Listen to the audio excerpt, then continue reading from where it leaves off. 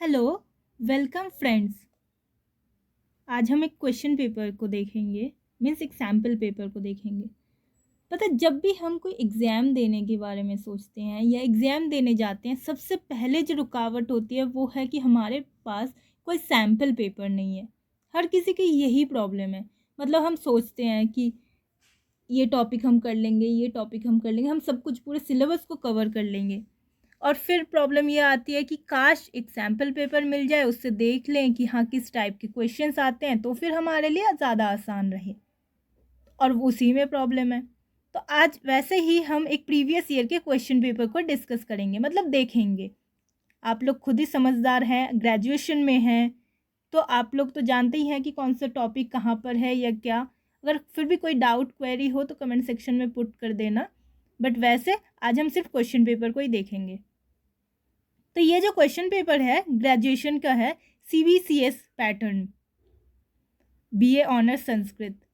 अगर आप संस्कृत में ऑनर्स कर रहे हैं और DU से कर रहे हैं तो ये क्वेश्चन पेपर जो है आपके लिए काफ़ी हेल्पफुल है, क्योंकि ये DU का ही प्रीवियस ईयर क्वेश्चन पेपर है और ये है 3rd सेमेस्टर का।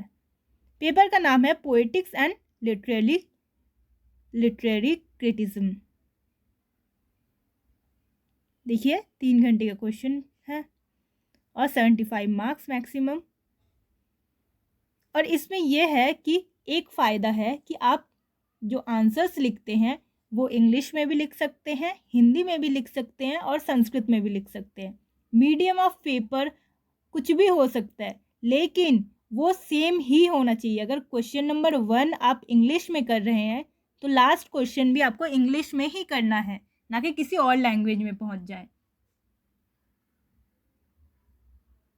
तो यहाँ पे कुछ टिक्का टिप्पणी है कि हाँ किसी भी भाषा में कर सकते हैं। उसके बाद ये देखिए क्वेश्चन नंबर 1, संस्कृत साहित्य के उद्भव और विकास पर प्रकाश डालिए।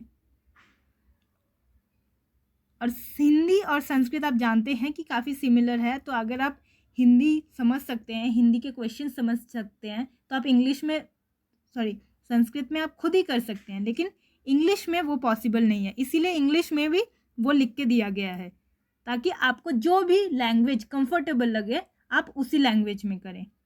Throw light on origin and development of Sanskrit poetics.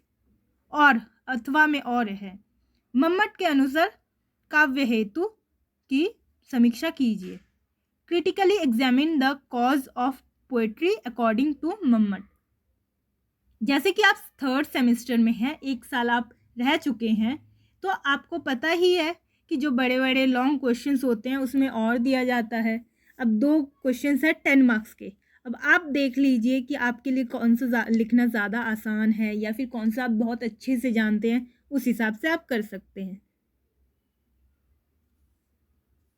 फिर क्वेश्चन नंबर 2, काव्य के विभिन्न दृश्यादि रूपों का वर्णन कीजिए। डिस्कस द फॉर्म्स ऑफ दृश्यादि ऑफ पोएट्री। और अथवा साहित्य दर्पण के अनुसार महाकाव्य का लक्षण बताइए। एक्सप्लेन द डेफिनेशन ऑफ महाकाव्य अकॉर्डिंग टू साहित्य दर्पण। सो फ्रेंड्स, अगर आपने अभी तक इस चैनल को सब्सक्राइब नहीं किया है, जल्द से जल्द सब्सक्राइब कर दीजिए और अपने फ्रेंड्स के साथ शेयर कीजिए, इस वीडियो को लाइक कीजिए। कोई क्वेरी है या कोई और क्वेश्चन पेपर चाहते हैं तो कमेंट सेक्शन में कमेंट कर दीजिए। अगर कोई और टॉपिक चाहते हैं संस्कृत में या किसी और में, अगर और टॉपिक चाहते हैं तो वो भी कमेंट कर दीजिए। फ्रेंड्स, इस वीडियो को शेयर कीजिए, इस चैनल को शेयर कीजिए, क्योंकि आप अगर चैनल को शेयर करेंगे, व्यूअर्स बढ़ेंगे, तो वो भी अपने अपने क्वेरीज लेके आएंगे। तो इससे क्या होता है कि मोटिवेट होते हैं हम, तो और तब लगता है कि हाँ और थोड़ी और मेहनत करनी चाहिए इस वीडियो, मतलब और भी वीडियोस अपलोड करने में और नए नए टॉपिक्स लेकर आएँ। तो इसलिए बार बार कह रहे हैं कि हाँ इस चैनल को सब्सक्राइब कीजिए और अपने फ्रेंड्स के साथ शेयर कीजिए ताकि उनको भी बेनिफिट मिले। क्वेश्चन नंबर 3 देखिए, गद्य काव्य के लक्षण एवं भेदों की समीक्षा कीजिए। Critically examine the definition and types of गद्य काव्य अथवा और किन्हीं 2 पर टिप्पणी लिखिए। राइट नोट्स ऑन एनी 2, काव्य प्रयोजन, मिश्र काव्य, खंड काव्य, नाटक। इन चारों में से किसी भी 2 पर आपको टिप्पणी लिखना है। अभी तक तो आप समझ ही चुके हैं कि हाँ आसान है, हार्ड नहीं है, कुछ नहीं है, आपको और में भी दिया जाएगा, अथवा में दिया जाएगा। तो किसी एक क्वेश्चन को कीजिए, तो जो अच्छे से आपको आता है आप उसी को लिखिए, तो आराम से आप स्कोर कर सकते हैं, स्कोरिंग प्रॉब्लम नहीं है। तो बस थोड़ा क्या है कि ध्यान देने की ज़रूरत है। उसके बाद देखिए, काव्य प्रकाश के अनुसार अभिधा अथवा लक्षणा की समीक्षा कीजिए। ये काफ़ी इंपॉर्टेंट क्वेश्चन है। क्रिटिकली एग्जामिन द अभिधा और लक्षणा अकॉर्डिंग टू काव्य प्रकाश। फिर क्वेश्चन नंबर 5, भरत के रस सूत्र पर उत्पत्तिवाद अथवा अनुमितिवाद की व्याख्या कीजिए। एक्सप्लेन द उत्पत्तिवाद और अनुमितिवाद ऑन रस सूत्र। सो स्टूडेंट्स, मैंने भी ग्रेजुएशन किया है DU से, और मुझे इतना समझ आया है कि इंग्लिश से ज़्यादा संस्कृत या हिंदी में अगर आप लिखें आंसर्स तो ज़्यादा सही रहता है। मतलब इंग्लिश में भी लिख सकते हैं, बट संस्कृत और हिंदी जो है वो कॉमन हम यूज़ करते हैं। जैसे ये देख लीजिए, उत्पत्तिवाद, अनुमितिवाद, ये हम हिंदी में बोल रहे हैं, संस्कृत में बोलेंगे, ये कोई प्रॉब्लम नहीं है, बट इंग्लिश में वो थोड़ा अजीब लगता है।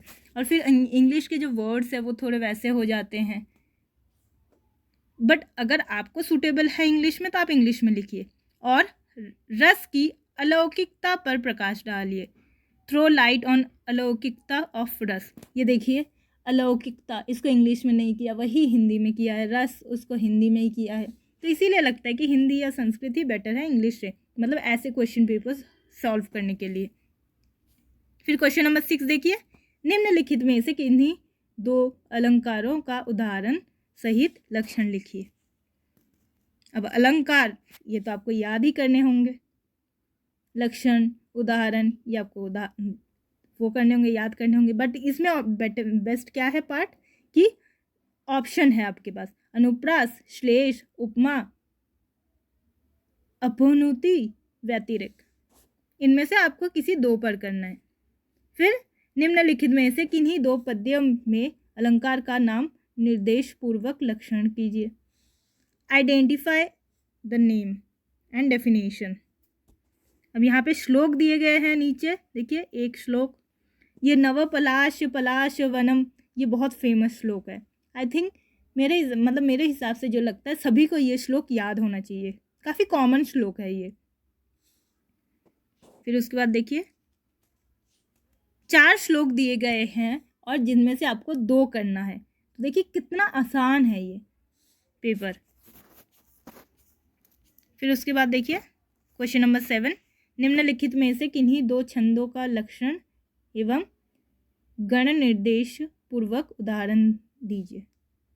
तो 4 यहाँ पे दिया गया है छंदों के नाम, उपजाति छंद, वसंत तिलका, मंदाक्रांता, श्रगधरा। आपको कोई भी 2 करना है। उसके बाद वही सेम एज इट इज़ जैसे अलंकार के टाइम पे था वैसा ही, कि किसी भी मतलब किन्हीं 2 छंदों को लेना है और उनके नाम बताना है। और उसी के लिए देखिए 2 मार्क्स मिल गए एक क्वेश्चन का, बस एक नाम लिखने की वजह से आपको 2 मार्क्स मिल जाएंगे। इसलिए पेपर हार्ड नहीं है, थोड़ा बस ध्यान से सोचेंगे या देखेंगे तो हो ही जाएगा आराम से। ये देखिए, अर्थो ही कन्या परक ये काफ़ी फेमस श्लोक है, अभिज्ञान शकुंतलम का। सो आई होप फ्रेंड्स आप समझ चुके हैं, और प्लीज़ लाइक कीजिए इस वीडियो को, सब्सक्राइब कीजिए इस चैनल को, और अपने फ्रेंड्स के साथ शेयर कीजिए, क्योंकि आप जितना मोटिवेट करेंगे हमें, क्योंकि हमारे लिए मोटिवेशन वही है कि चैनल सब्सक्राइबर्स बढ़े, लाइक्स बढ़े, व्यूज़ बढ़े, तो यही हमारे लिए मोटिवेशन है। तो आप जितना मोटिवेट करेंगे उस हिसाब से हम इतने ही ज़्यादा वीडियोस लेके आएंगे। Thank you.